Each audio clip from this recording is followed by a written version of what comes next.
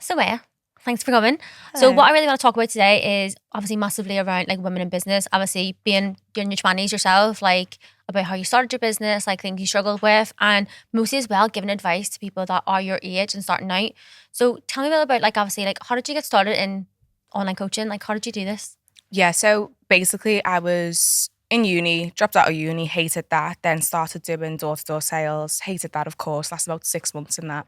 And then I came to the decision that I was like, you know what, I want to do something for myself, even if it's just a qualification, even if it's just getting a bit of like education. So I decided to get like a PT qual. After that, went straight into a gym. And then COVID, of course, it hit. And then from there, I was kind of left with a decision whether I go and work full time in my dad's surgery or get another job, or I do what I can online and keep posting stuff to see what happens. So at the time, I had no idea where I was going to go, but I knew I had a passion for definitely helping women because I just got that buzz from it, the straight away, like even in the gym with them, knowing that I had like that personal connection with my clients. And then I ended up moving on to online, got signed up with a transformation company. And then from there, Mentor by May was born. Amazing. And like why like what made you actually want to like go online and start your own business? Like obviously you started doing your PT and stuff like that, and obviously COVID and stuff kind of forced you online, but like did you always have that like kind of like drive to be an entrepreneur and to like do your own thing and be your own boss? No, I think I've always been, I say I'm the black sheep of the family. Like, I don't know how, anyone else is structured. I'm the only self-employed person in my I'm the same. family. So that idea never like really sparked. It was like, okay, you got to work yourself up the corporate ladder, get a good job. And for some people, that is the best thing that they can do. But what I started to realize when I was online, I was like, okay, I'm quite good at social media. I can actually build a presence online. Even when I was just posting my little videos, it was like, okay, people are actually taking what I'm saying and like utilizing that, which is great. But as it started to transition, I was just like, no, I actually like this independence. I know I can do something with it. And I know my message can be a little bit different. Yeah. It just took some time to actually realize that, oh, okay, this is what I should be doing rather than I could. Yeah, because obviously, like at the start, it was all about like fat loss and everything else, and obviously you've transitioned now into like cultural backgrounds, which I feel like is like the most probably the suited thing for you because of like I don't know the difference in like the way that you were previously with your fat loss business compared to what you are now. Like even remember whenever when we finished working together like last year, where you were at with business wise. Obviously, I'm not going to discuss that, but like then whenever we started speaking again, like the February, I was like, I'm sorry, what? Like you've literally doubled what you were doing previously just off the back of changing that one thing that you're more passionate about. Yeah, for sure. That was something that I was definitely scared to do because as like a cultural coach, when people read that, they think it might isolate them from certain conversations. But it wasn't just, as I said, like fat loss. If a coach is selling fat loss now, it's not enough. It's boring. It's being done. You can see it on TikTok. You can get all the advice. ChatGPT can give you a fat loss program if it really needs to.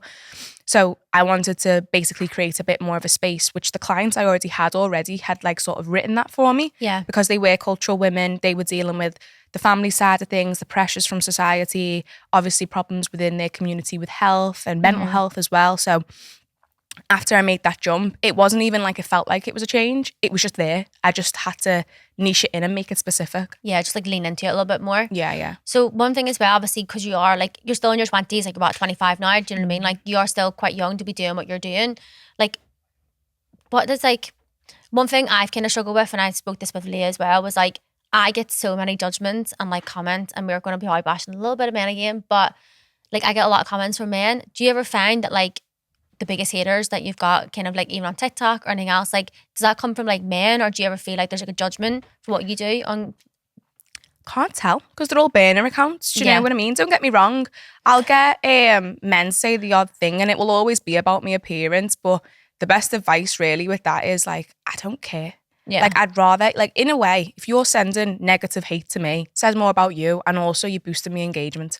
So whatever they say, I take it with a pinch of salt because they might be having a miserable existence of a life. And the fact that they have to tell me about, oh, you're wearing too much makeup, or, oh, some guy literally messaged me and he was like, you're giving all this advice, but you've got a thong on in your profile picture. I was like, and what? And what? Like, I just thought, you know what? You can only just think, who says it? Alex Amosi. Just ignore it. Yeah. It's just water off a duck's back. Yeah. But yeah. Yeah. What was like some of the biggest like struggles, like obviously being quite young as well, like coming up in the industry, especially in the online coaching space, like what was the struggles you came across when starting your business? Identity. Okay. I think for a long time, usually when I present myself online, especially in the beginning, it was very influencer-esque. It was like, okay, she's going to be the booty band girl who does the workouts and just films self-training, shows her ass off, whatever. And that's what I felt like I needed to do in order to climb that ladder, because I was following all these like influencers and gym influencers who have all of these followers and all of these programs and all of these clients. But then I was like, I don't really get nothing from showing my ass off all the time. Like, there's nothing that there's no connection. Because what are you going to talk about in the DMs with someone? Oh, great, my ass. Like, it's a bit boring. Yeah. It's like, oh, like, I'll just build you, fucking build you. And I'm a professional yapper. I can yap. So I thought, I'll just go online and I'll yap about things that I care about and let's see what happens. And since I started doing that, like, I know people suffer with like this imposter syndrome and identity crisis. Like, as me, I am exactly how I am online versus if Lewis how I am in Potts was here right now, he'd be like absolutely climbing the walls if you said imposter syndrome, because he hates that. And like every time someone says it, he's like, it's not a real syndrome. Like, that's all I hear in my head is every time he says it.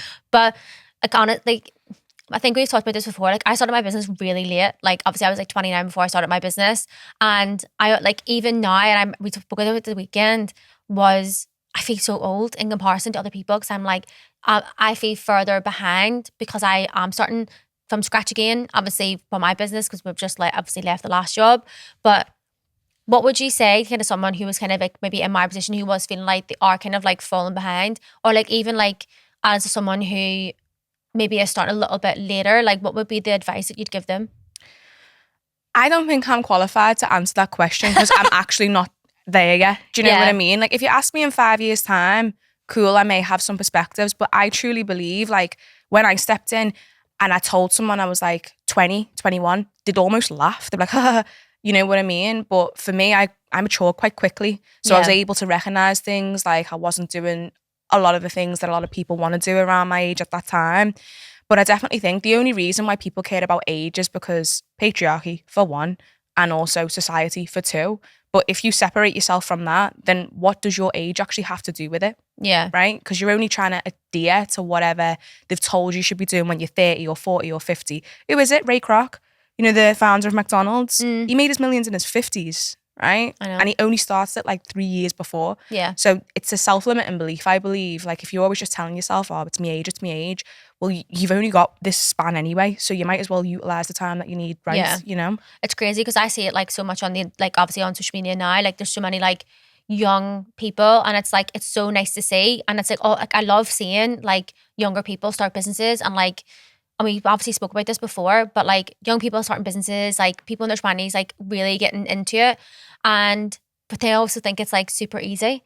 And that's one of the things I'm always like trying to be so honest about online, is like, it's not easy. It's hard, and there's going to be, and even obviously Vicky spoke about this as well, like making 10K a month or doing 10K or hitting these big months is not an easy object to do. Like, it's great that you have that goal, but like, be prepared to fall on your face at least 8 times and get back up again and have to do it all over again. I think in my industry as well, there's numbers that we put on people like 10K. That's what I literally just said. Where did this 10K month come from? But it's an absolute joke. It's the perception. It's the power of perception. And when you don't understand money, you look at 10K. People aren't taking 10K home in their pocket. No. You've got things that you need to spend out on. And then you've also got your tax. And I always say, you know, I think now on social media, people showcase a lifestyle. But I've always said wealth is quiet. It's not flashy. It's not in your face. You can have nice things and have the stuff that you want and celebrate that. That's cool. But if you have to put yourself online and go, look at me, I've got money. Oh my God, look at me, I've got money. I don't trust that. We literally said this as well. Like we were after, I was literally talking about this with Leah. I was like, what gives me the actual ick is when people talk about, like, I love showing off my clients like wins, and I love showing the fact that they're doing so well, because I'm like so fucking proud of them all, and I like love that I'm being a part of it. What I hate is talking about it with me and like myself, and it makes me feel icky. And I swear to God, and Vicky will back me on this as well, I felt like at one point in my life, and not that long ago, that I was brainwashed into believing that if I had all these things, if I had the Jag, if I had the Louis Vuitton bags, if I had the YSL heels, like if I had all that, that meant I was someone. And honestly, believe me now, it doesn't. Have I worn those fucking YSL heels that much? No, I've worn them twice because they're fucking painful. Yes, I love like my handbags, but I don't have that much stuff anymore. I've actually sold a lot of my stuff. I sold the Jag. I bought a more practical car, because you're brainwashed into thinking that if you live this lifestyle and like buy all these things, like it means that you are wealthy. It means that you are successful. Listen, I know people who are driving nice cars and they're broke. Like, they're going broke because of it. think about that lad who's in his box room in his mum's, who's driving the nicest car ever. Like, it's all for perception. Yeah, you're still living in your man's box room in your house, and you can't even afford like a house. And that's the the thing as well. Quiet. Like, at the end of the day, I think for me as well, no one taught me about money. No. Right? Like, my dad has a great job. My mum has a great job. All my family are employed. They live in their own house. They've bought their own house. They've got children, right? But no one sat me down and had a conversation about my relationship with money. So the minute I got money when I was younger, I was like, okay, shit, like, hoard. Yeah, because I just need to see those numbers go up in my bank account.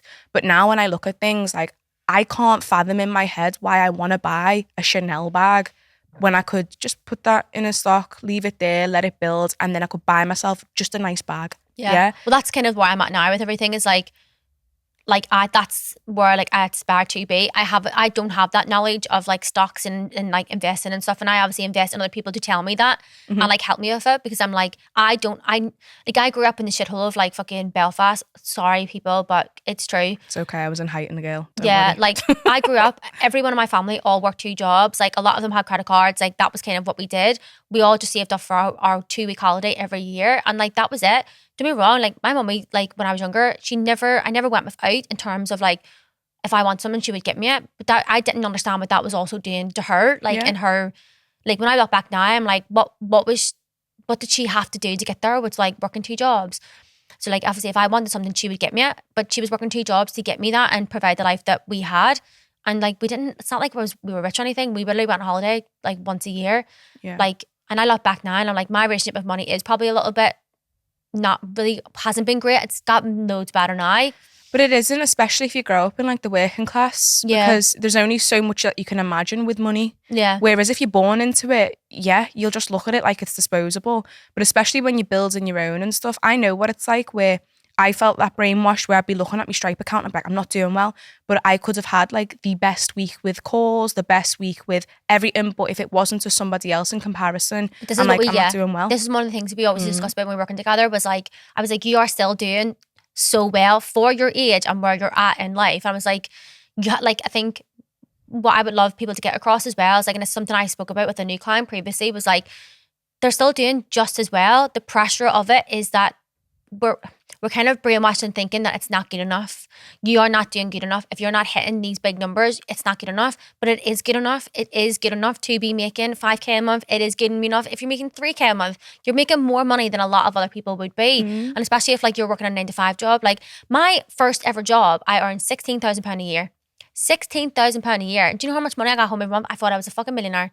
And I remember with like having to give like half of that away for like rent to my stepdad and fucking food, and it was a joke. And I was like left with like £500 a month. Shannon and I used to knock doors for commission and make £28 a day.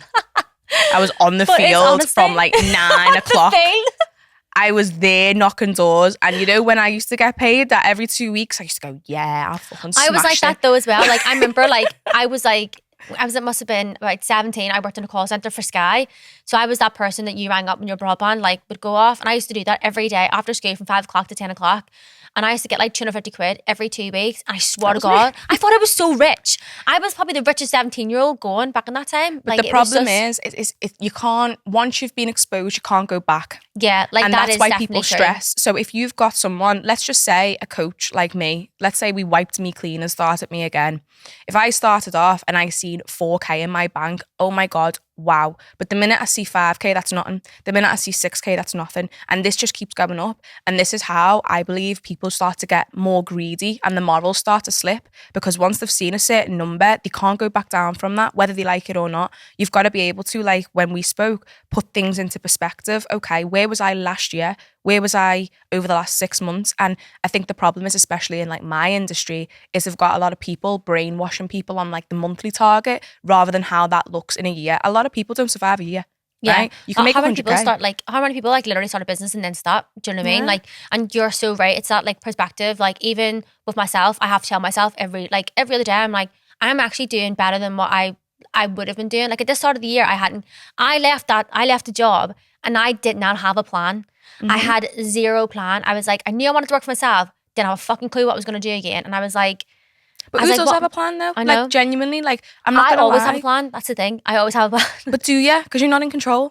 Like there's some things that you are in control of in life, but sometimes there's things that's going to happen, and this is what I've learned myself. I can write down all my goals on a freaking spreadsheet, right, of where I want to be, but who knows what's going to happen. Exactly. I think what you need to actually have a plan with is how you want to carry yourself throughout all of this shit. Yeah. Because if you're going to sell your soul or you're going to be an arsehole, then eventually you will fall. Like, that's just the way it is. Oh yeah, like that is 100% true. And that's like one of my, so I actually written it on my values this year, like probably about 4 months ago, about like what I actually wanted my business to stand for. And two of them are integrity and honesty. Obviously both go hand in hand.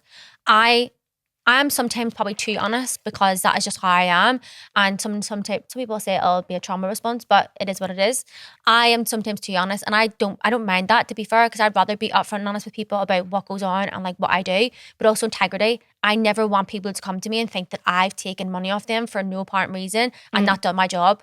And that really kills me, because I'm like, no, I don't want to be that person. I don't want to be associated with that kind of like lifestyle or that morals. And like, I feel like it's taken like a long time, but now 11 months into doing my own business, I'm like, I feel like my morals are finally just like settled, intact, and it's now coming across as well. But it's like that change in your environment and like your perspective shift, like it's incredible. Yeah. I think one thing I learned myself is not to be swooned by people. Yeah. I'll be honest, like, I don't care how much you make. If I don't get on with you, I don't get on with you.